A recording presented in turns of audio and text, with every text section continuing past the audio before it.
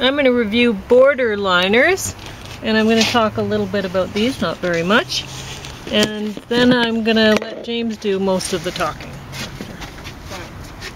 while he waits for his ice cream to thaw out, his coconut cream ice cream. So I finished reading this a couple days ago. I enjoyed reading the book. I didn't understand some parts. What was the experiment exactly? I mean, he does touch on it a little bit, but anyway, and what was his lab? Presumably his lab involved some way to study time, and they touched on that a little bit too. But in any case, I thought about it later on, and I'm like, well, it's probably better that they didn't talk about it, that he didn't talk about it more, because it's fictional. So anyway, perhaps I should just accept that that's the character, isn't entirely sane, and just accept these glitches. Anyhow, the author writes well, or the translator writes well, or both. I really enjoyed the description of the kiss. I also enjoyed some of the bits about time. Oh, I should read that one, page 258, just to give you a little example. You could remember things from last year as if it was today, and fear something from tomorrow as if that too was today. And I don't know, he does time things a lot. It's really interesting. I also like the comparison to August and the Child of the Future. Anyway, you'd have to read it to find out. And I would actually recommend this. It was enjoyable. Now, this is the stack of books that I have not completed, and I have decided that I don't want to complete them. I stopped. Usually what I always have done up until recently is every time I start a book I have to finish it. And I hate the whole experience, because if it's something that I don't like reading by page 60, that's 6 times as long as I used to get to a book. It's then 10 pages. It's not. Sometimes a book catches me after that point. Like I did review one recently where I was like, yeah, I wasn't into it, and then all of a sudden, page 200 or something I got into. But that rarely happens, and I don't care to give this any more of my time.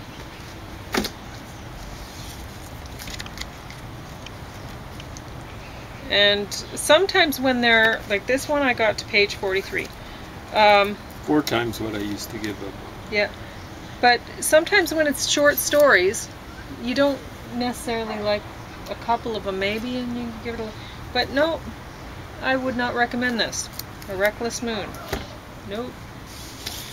And I often like mysteries enough to finish them. Page 18. Almost twice as much as I used to give. Yeah. Black for Remembrance. And this one, it was, the woman has a PhD in English and this and that and whatever, and it's just bad. It's bad. One, I mean, who wants to read about children who get like a mystery about child abduction and stuff? Nobody wants to read that. It's kind of depressing. Totally. Anyway, so that's part of that. But it's just bad. I don't want to give it any more of my time. Prey Dancing. Now, this one, Dr. Claire Burchinall mystery, and I guess it was very popular, and I don't know. I have written some things in here because I have gotten to page 92, and James will probably want to read this one, but I don't want to give it any more of my time. So this doctor character is a serial murder, not serial murderer, but a serial murder solver?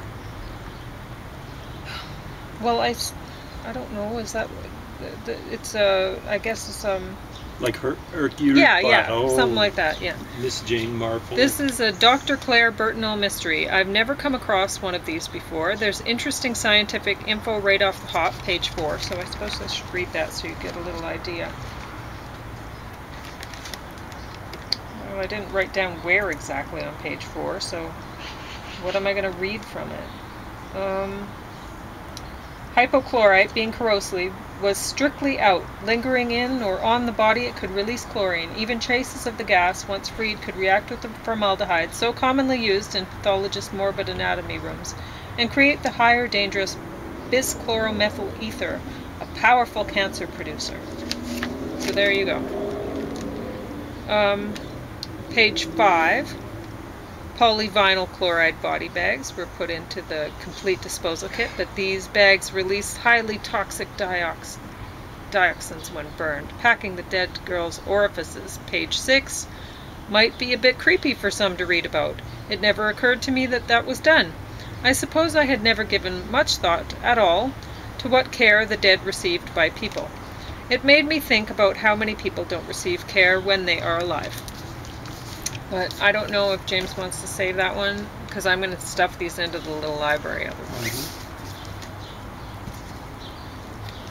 So this is Bakake,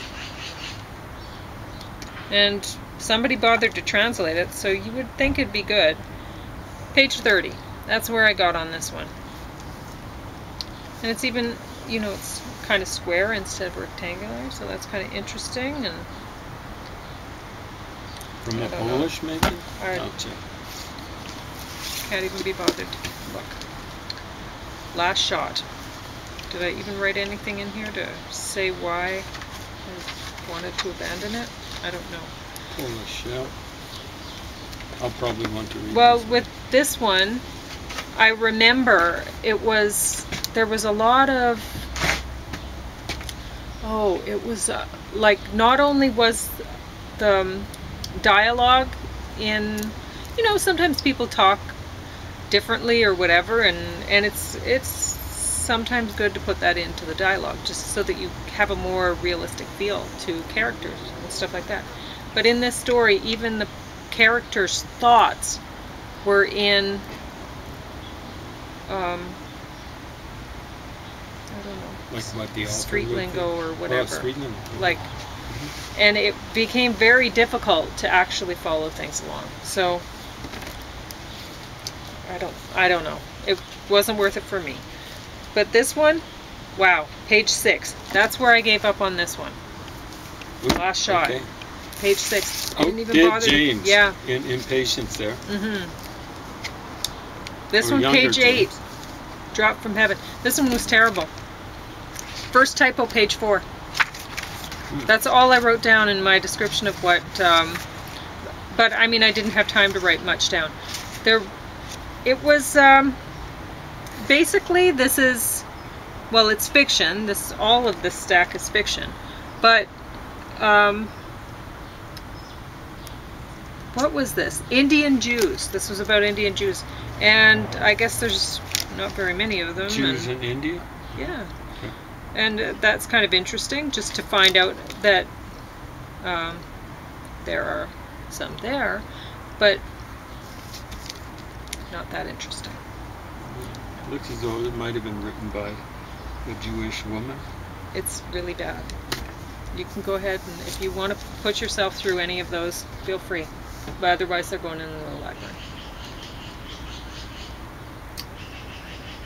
Anyway, James wanted to talk about some important issues today. Oh, okay. Yeah. So where was that on? Where were you listening? No, I was listening to it on, I think it was CBC. I don't think it was a BBC feed or something like that. So they started off with the views of someone called Bricker, I think it was. And my mnemonic for it is Brickhead. I wonder why. Maybe you'll see. Maybe you can help me out with that. Brickhead. Bricker. Could be wrong. It could have been brick. Something like that. Could have misheard it. Could have been something else. And then followed up fairly quickly with the views, and they backed up Bricker's views, of Elon Musk, who some people claim, maybe even he does, is the richest person in the world. And he's the guy, I think, involved with Tesla. He appropriated the name of that scientist and technologist for his electric vehicle, or whatever it is, Tesla. And then they followed up the views of, I think, a Canadian called Lalonde. So I would start off with Bricker and Elon Musk. They're really worried, like I am, and I think like Pauline is, about population. So well, human population. There's too many humans. Way, way too many humans. And some people in the world are reproducing responsibly and only having one child per person. Or two per couple. Yeah. So but they started off with a sound bite, or fairly early on, with a guy called Paul Ehrlich. And I think his book, way back around 1970, sometime in the 70s maybe, was The Population Bomb. And they were laughing at it because Elon Musk, Bricker, and the journalist, or whatever you want to call him, I wanted to call him something that involved 4 letters. But they think that that's a joke. They think that the world faces a catastrophe of depopulation. So they were saying that we're just going to be turning 8 billion. It's not age. 8 billion people. I think they were saying sometime this year, or sometime before the end of this year or early next year. 8 billion. Last time I checked was when COVID was just getting rolling. It was about 2 years ago. And they were saying the population, this was a site on the internet that seems to be fairly responsible. They were saying that the population of the world was 7.8 billion and some change. Hold on a second. In 2 years, the world's population has gone up 2 million. 200 million. So that's like 100 million a year. That's maybe a third the population of the United States a year. And these guys are saying we're facing a catastrophe of depopulation. So they were saying, the United Nations was saying the world's population would top off at 11 million. Last time I checked, the United Nations was saying 11.5 million. So you see how they knocked 500,000 off? It's, like, it's not different reports. It'd be the same report. And the sobering thing about that report, the United Nations, I think it was within the last couple of years, is they were saying they'd revised their figures upward. They'd been saying for quite a while, oh, don't worry, we're going to top off the world at 9.5 billion. Then all of a sudden they're saying, don't worry, it's going to be 11.5 billion. Who knows how many more times they're going to revise upwards. When I was a kid, it was 3 billion. And we were overpopulated then. So around the time of Paul Ehrlich, about 50 years ago, there was this movement called zero population growth. And what I've been encouraging is a movement called negative population growth. And this is the very thing that these folks are claiming is happening. They were poo-pooing the United Nations figure. That doesn't mean that James is recommending people kill each other. Like Putin's solution to population.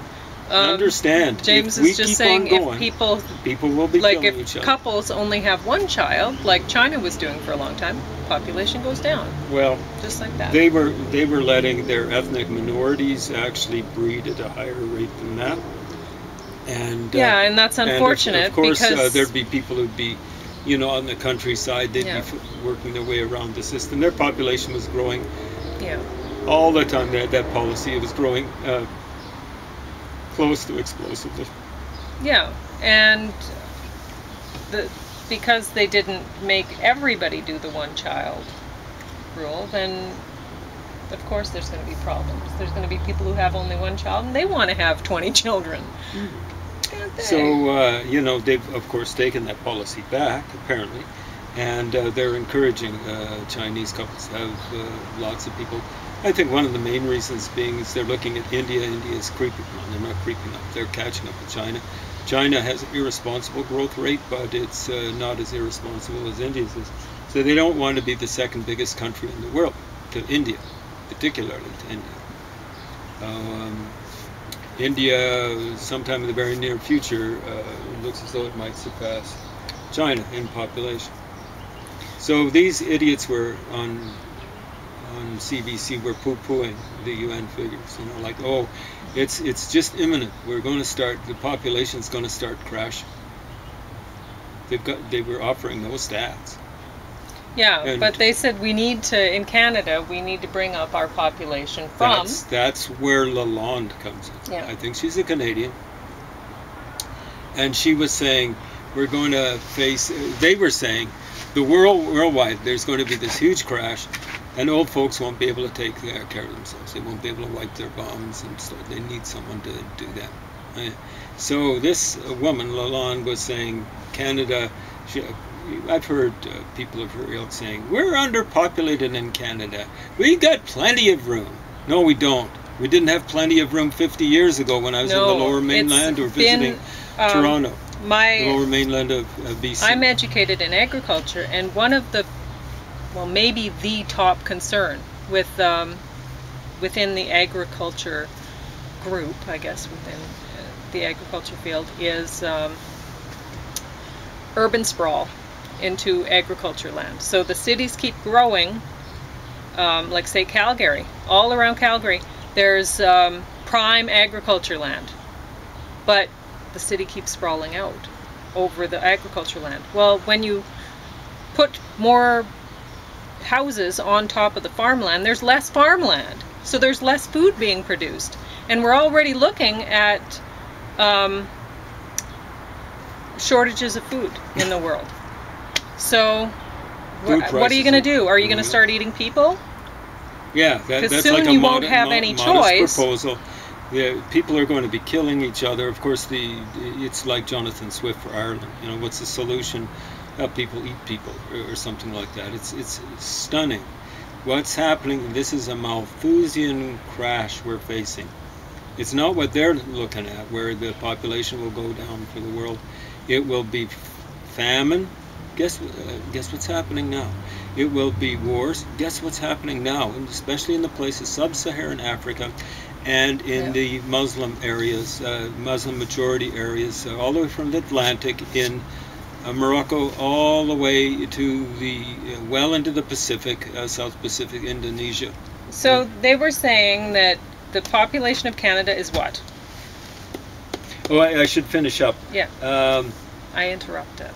So famine, war, and plague. Guess what's happening now? Yeah. We're overpopulated for all of these things. People are wanting to go elsewhere.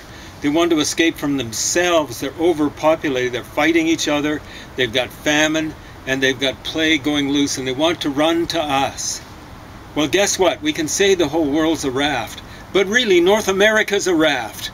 And they want to swamp our raft. Australia's a raft, and they want to swamp that raft after they've swamped their own raft? What's going on? But yes, this Lalonde woman was saying Canada should have a population of, we should be aiming at a population, we've got a population now of 37 million. It is insanely high. When I was a kid, what was it, 20, 25 million? Everyone's crowded against the border, against the southern border for the most part. Because you go up a bit, it gets pretty cold. And people don't want to live there. They don't want to live there. They don't want to spread themselves on the raft. It's like they're tipping the raft over. When people are moving in, guess where they're coming to? Toronto and the Lower Mainland in BC. They're not going to Grand Prairie. And they're not going to Prince Albert, Saskatchewan. They're not going to Thompson, Manitoba. They're not going to the wilds of Labrador. They're not going to Ungava in Quebec. They're not going to the Yukon. They're just tipping the raft. So she's saying 37 million now, underpopulated, should be 100 million. She's certifiably insane. She is absolutely irresponsible. And what she really is a racist. I suspect it's the classes. She sounds as though she's a Quebecois or something like that. But so many of the elite upper class, they're white, and they think they're going to be bossing around Muslims and blacks from sub-Saharan Africa, Muslims in particular, when they become a majority, they're supposed to declare Sharia law. So you get all these academics, white academics, we hate white blue collar workers because they don't vote for the kind of people that we would love to see in power, like Bernie Sanders and stuff like that. Well, honestly, I have a different take on, like, James gives me this news that he gets off the CBC, and I have a different take on it all the time. Like, I'm listening to what he's telling me, and I'm thinking, yeah, they're just wanting to get people up in arms or whatever. Or, you know, or sometimes I'll hear something like this, and I'll think, I think they're wanting to bring back slavery. You know, because I can't really see what jobs do they plan on giving all of these people. There's already unemployment and stuff, and what are they going to do? They're bringing in people with, on average, no skills. Yeah. Many would be illiterate. You go to places like Haiti, I think the literacy rate is 50%. Yeah, but the thing is, they don't do research and figure out, oh, wait a minute, they're not going to be the slaves, you know. There's a lot of people that they may be looking at as potentials for work, caring for elderly or whatever, but there's no way that those people would do that work that they think they're lining them up for, or whatever. Of course, this doesn't. No, you go ahead. This doesn't bother these white academics. Oh, you know, like, these guys don't want to pay taxes. These working class white folks, you know, like this trailer trash, to pay the taxes to keep us in our ivory towers and our luxury and all this sort of stuff. So they're saying that the population increase, the average woman in Canada right now is having 1.4 kids. You need something like 2 for a typical couple, to a little over 2, I think it is, 2.1. And she was saying we're faced with a exponential fall off. You can always stop it. It's not as though people are getting sterilized, or well, some people are, but you can always stop that. It becomes too precipitous. But you see, so the majority of the people in that situation would be white. It's getting to the point now where replacement theory, which is supposed to be conspiracy theory, is they'll be wanting to censor it. Yeah, it's being labeled as racist. Okay.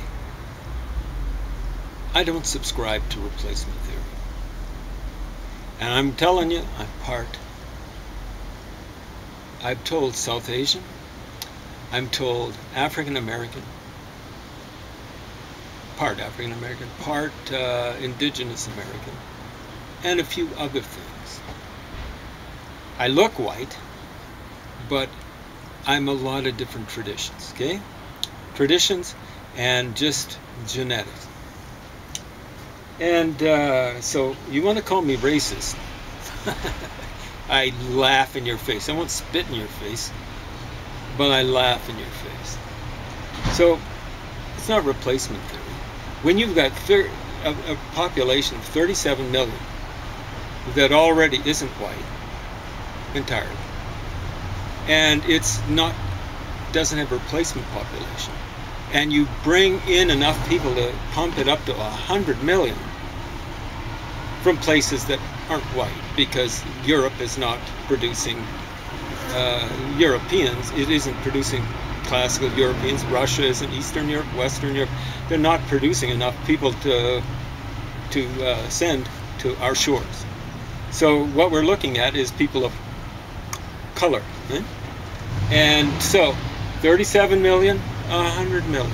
Uh-oh, there's a discrepancy there. It'd be, what would that be? 63 million to 37 million. If we still have a democracy now, who has the whip hand? people from basically from sub-Saharan Africa and from the Muslim world.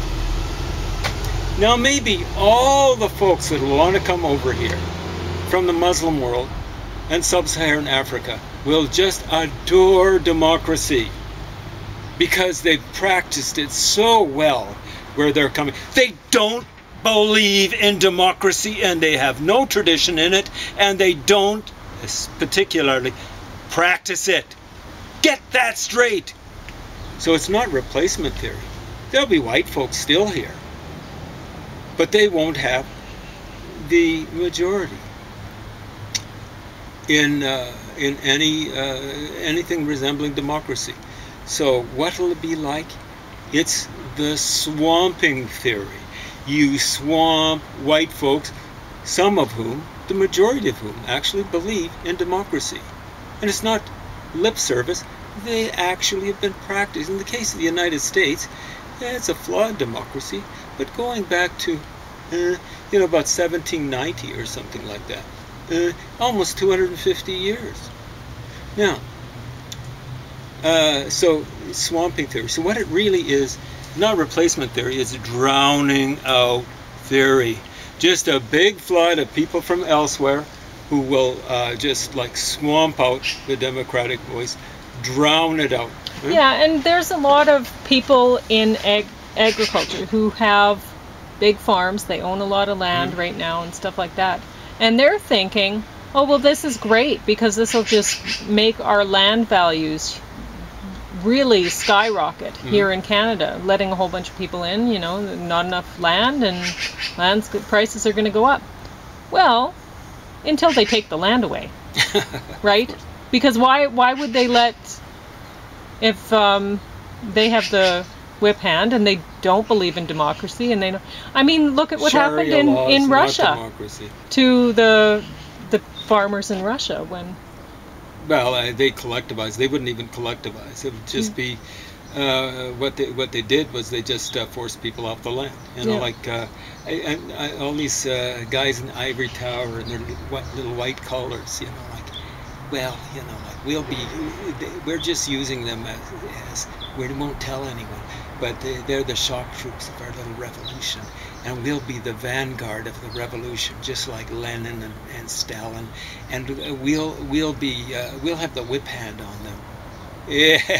Yeah, you'll be like the Tudeh party in Iran, help bring in the fundamentalists, and they really thought the Tudeh party, the Communist Party of Iran, was 1979. Oh, well, we're going to have a second revolution, just like the Bolsheviks had in 1917, and we're taking over.